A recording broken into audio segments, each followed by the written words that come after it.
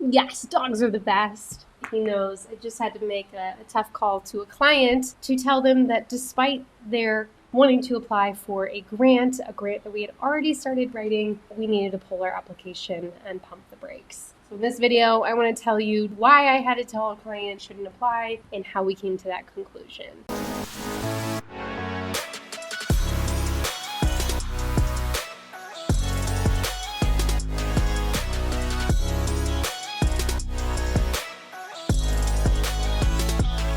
I'd been contracted to apply for a grant that I had already pre-vetted as far as the eligibility requirements listed on the funder's website. It was lining up to be a really easy grant. It was only a 2-page application just for unrestricted funding, and it was for a local foundation right in my client's community. All of this felt very enticing, which is red flag for me in the future. Just because it seems like it's an easy application doesn't always mean that you're eligible. I started the application, had the funder outreach meeting with the program officer, and asked some very critical questions. And I learned from this meeting my client was not eligible for this grant. I came out of this funder outreach meeting with a huge wrench in my stomach. I had already started this application and I needed to make a tough call to my client. I was worried that despite my opinion to pull this application and not move forward, I was afraid that they would want to continue anyway. I took a deep breath.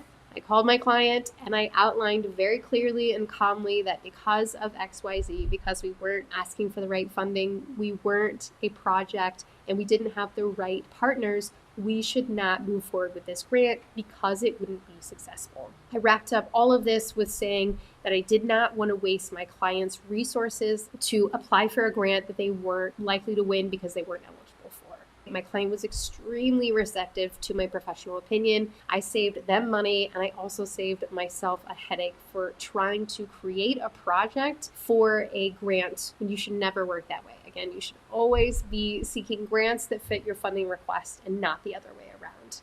This opportunity was actually a really cool learning experience for me. Number one, I learned that I absolutely need to be doing these funder outreach meetings and doing them in order. Number two, just because a grant looks like it will be an easy application doesn't mean it's worth the energy or the cost to write that grant.